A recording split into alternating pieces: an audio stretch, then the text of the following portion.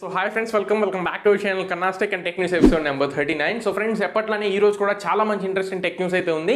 ఎన్నో ఫోన్స్ అయితే మనకి లాంచ్ అవడం జరిగింది అండ్ నెక్స్ట్ మంచి లీక్స్ అయితే ఈ రోజు రాచ్చినాయి. సో వాటన్నిటిని మీతో డిస్కస్ చేసుకునే ముందు ఒక చిన్న నోటీస్. సో Q&A సెషన్ కి సంబంధించి చాలా మంది క్వశ్చన్స్ అడగడానికి ట్రై చేస్తున్నారు. సో రేపు సండే రాబోతున్న Q&A సెషన్ కి సంబంధించి ఈ రోజు మన కమ్యూనిటీ ట్యాబ్ లో పోస్ట్ అయితే పెట్టడం జరిగింది. ఇదే షర్ట్ లో ఉంటాను.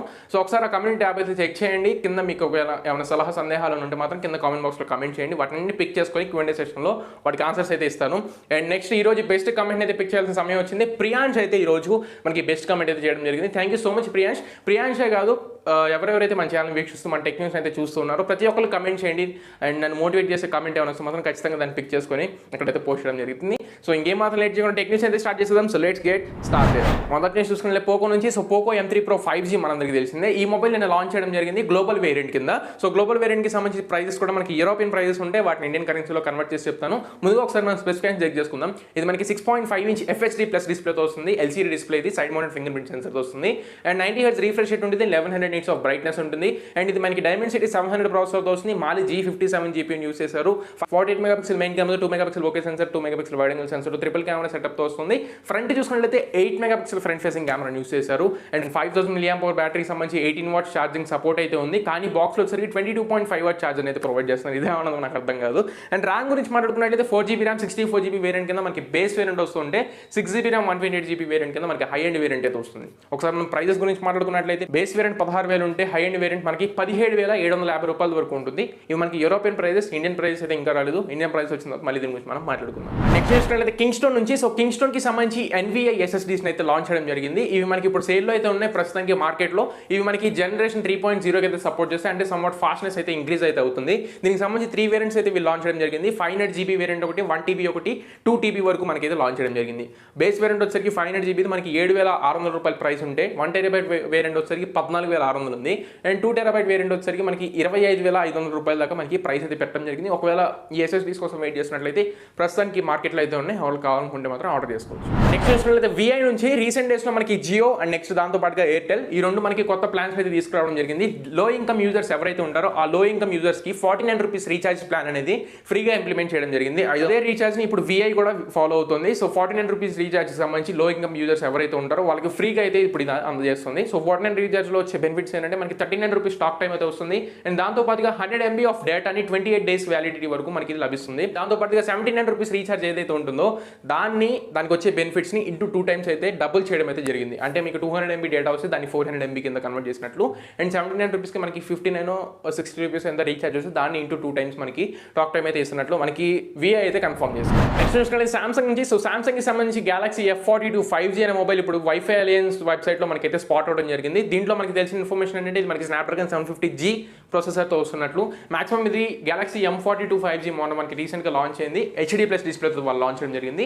దాన్ని కవర్ చేసుకోవడానికి FHD ప్లస్ డిస్ప్లేని ప్రొవైడ్ చేసి మనకి ఈ మొబైల్ అయితే లాంచ్ చేయడం జరుగుతుంది. మాక్సిమం దీన్ని M42 5G రీబ్రాండెడ్ ఫోన్ అని చెప్పి మనం అయితే తెలుసుకోవచ్చు. సో చూద్దాం ఒఫీషియల్ కన్ఫర్మేషన్ వచ్చిందో ఖచ్చితంగా దీని గురించి మనం మాట్లాడుకుందాం.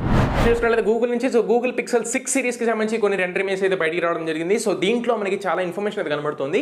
మెయిన్ థింగ్ చూసుకున్నట్లయితే ఇది మనకి డ్యూయల్ కెమెరా సెటప్తో వస్తుంది. కాకపోతే కెమెరా బంప్ అనేది సమ్వాట్ హెవియర్ కనబడుతుంది. అండ్ దాంతో పాటుగా మనకి డిస్ప్లే చూసుకుంటే ఫ్లాట్ డిస్ప్లే ప్రొవైడ్ చేస్తున్నారు. పంచ్ హోల్ కెమెరాతో ఇది లభిస్తుంది. అండ్ కింద 3.5 హెడ్ ఫోన్ జాగ్ అయితే మనకి మిస్ అవుతుంది. అండ్ బ్యాక్ సైడ్ చూసుకుంటే సమ్వాట్ సెరామిక్ టైప్లో అయితే అనిపిస్తుంది. సో బ్యాక్ మ్యాట్ మెటీరియల్ ఏమి యూస్ చేశారనేది సో ప్రస్తుతానికి ఉన్న లీక్స్ ప్రకారం అండ్ రెండర్ ఇమేజ్ ప్రకారం ఉన్న ఇన్ఫర్మేషన్ అయితే ఇది. నెక్స్ట్ చూసుకుంటే ఏసూస్ నుంచి. So Asus Zenfone 8 and 8 Flip ఈ రెండు మొబైల్స్ మనకి ఇండియాలో లాంచ్ అవడానికి అయితే ఇప్పుడు కన్ఫర్మ్ అయ్యాయి. సూస్కి సంబంధించి ఆఫీషియల్ వెబ్సైట్లో ఈ ప్రోడక్ట్ పేజెస్ అనేవి మనకి లిస్ట్ అవడం జరిగింది. సో లాంచ్ ఈవెంట్ ఎప్పుడు కండక్ట్ చేస్తారని చెప్పని మనకి ఆఫీషియల్ కన్ఫర్మేషన్ అయితే లేదు. కాకపోతే ఖచ్చితంగా ఇండియాకి అయితే రానున్నాయి. ఒకవేళ ఆఫీషియల్ కన్ఫర్మేషన్ వచ్చిన తర్వాత మళ్ళీ దీని గురించి మీకు తెలియజేస్తాను. నెక్స్ట్ చూసుకుంటే సామ్సంగ్ నుంచి. So Samsung Galaxy S21 series మనందరికీ తెలిసిందే. దీంట్లో మనకి FE ఎడిషన్ అయితే ఇంకా లాంచ్ కాలేదు. సో FE ఎడిషన్ సంబంధించి ఇప్పుడు స్పెసిఫికేషన్స్ అయితే బయటికి రావడం జరిగింది. అండ్ రెండర్ ఇమేజ్ కూడా మనకి బయటకు వచ్చాయి. ప్రస్తుతానికి S21 FE వచ్చేసరికి మనకి గ్లోబల్ వర్షన్ లో స్నాప్డ్రాగన్ 888 ప్రాసెసర్తో రానున్నట్లు. ఇండియన్ వర్షన్ లో వచ్చేసరికి మాక్సిమం వీళ్ళు Exynos 990 ప్రాసెసర్ అయితే తీసుకురావచ్చు. 16 మెగాపిక్సెల్ మెయిన్ కెమెరాతో, 12 మెగాపిక్సెల్ వైడ్ యాంగిల్ సెన్సర్తో, 8 మెగాపిక్సెల్ మ్యాక్రో సెన్సర్ కింద మనకి వచ్చే అవకాశం అయితే కనబడుతుంది. అండ్ ఫ్రంట్ చూసుకుంటే 32 మెగాపిక్సెల్ అయితే మనకి ప్రొవైడ్ చేస్తున్నారు. గురించి మాట్లాడుకుంటే 6GB ర్యామ్ బేస్ వేరియంట్ తో 128GB ఇంటర్నల్ మెమరీతో మనకి బేస్ వేరియంట్ అయితే రాబోతుంది. ఒకసారి మనం స్కోర్ చూసుకున్నట్లయితే సింగిల్ కోర్ లో మనకి 381 వరకు స్కోర్ చేయడం జరిగింది. అండ్ మల్టీ కోర్ లో వచ్చేసరికి 1917 వరకు మనకి స్కోర్ చేయడం అయితే జరిగింది. అండ్ దీనికి సంబంధించి లాంచ్ ఈవెంట్ ఎప్పుడు అనుకున్నట్లయితే రూమర్స్ ప్రకారం జూలైలో వీళ్ళు లాంచ్ చేసే అవకాశం ఉంది. అండ్ ప్రైస్ అయితే అరౌండ్ ఖచ్చితంగా 50,000 రూపీస్లో అయితే పెట్టడం జరుగుతుంది. నెక్స్ట్ చూసుకుంటే రెడ్మీ నుంచి సో రెడ్మీ నోట్ 10 అల్ట్రాకి సంబంధించి మనకి నైట్ అయితే ఒక చిన్న ఇమేజ్ అయితే బయటకు రావడం జరిగింది. దీంట్లో కంప్లీట్ స్పెసిఫికేషన్స్తో పాటుగా మనకి వేరియంట్స్ కూడా కనబడడం జరిగింది. 6.5 స్క్రీన్తో మనకి ఎమోలెడ్ డిస్ప్లే యూస్ చేస్తున్నట్టు తెలుస్తుంది.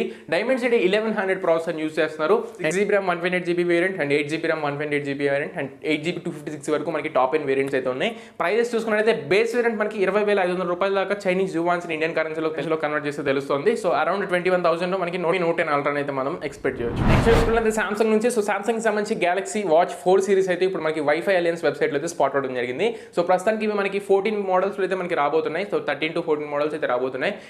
ఈ అన్ని మోడల్స్ మనకి వైఫై 2.4 GHz బ్యాండ్ కి అండ్ 5 GHz బ్యాండ్ కి అంటే మనకి డ్యూయల్ బ్యాండ్ వైఫై అయితే సపోర్ట్ చేస్తున్నట్లు మనకి వైఫై అలయన్స్ వెబ్సైట్ అయితే చెప్తుంది. సో చూద్దాం లైఫ్ లోకి వచ్చిన మళ్ళీ దీని గురించి మనం మాట్లాడుకుందాం. ఫైనల్లీ చూసుకున్నట్లయితే వాట్సాప్ నుంచి సో వాట్సాప్ కి సంబంధించి ప్రైవసీ పాలసీస్ మనందరికీ తెలిసిందే. మోస్ట్ కాంట్రవర్సీస్ అయితే ఇవి క్రియేట్ చేయడం జరిగింది. సో ఇప్పుడు ఇండియన్ గవర్నమెంట్ అనేది వాట్సాప్ కి ఒక మంచి గట్టి వార్నింగ్ అయితే ఇవ్వడం జరిగింది.